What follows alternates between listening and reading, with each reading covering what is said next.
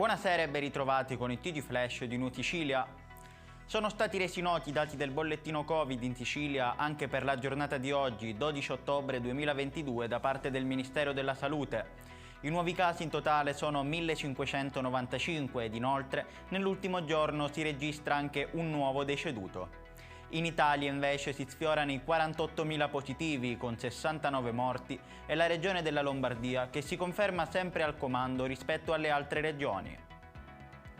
Pomeriggio movimentato da Cireale ed esattamente poco prima dell'hotel Santa Tecla Palace dove si è verificato un incidente frontale tra due auto.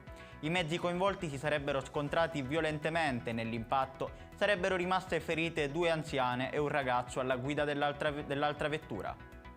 I rilievi sono in corso al fine di ricostruire quanto accaduto, accertare l'esatta dinamica e attribuire eventuali responsabilità.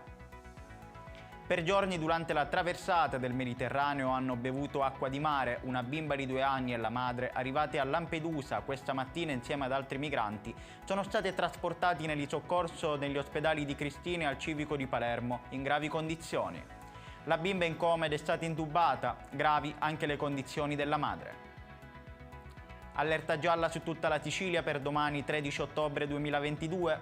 Questo è quanto comunicato nell'ultimo bollettino meteo dalla Protezione Civile regionale. Temperature in discesa in tutte le province siciliane. Le province siciliane più calde risulteranno essere Catania, Palermo e Siracusa con massime di 26 e 27 gradi. Le più fredde si confermano Caltanissetta, Enna e Ragusa con minime rispettivamente di 15 e 13 gradi. Ed è tutto per questa edizione, il prossimo appuntamento sarà domani alle ore 10.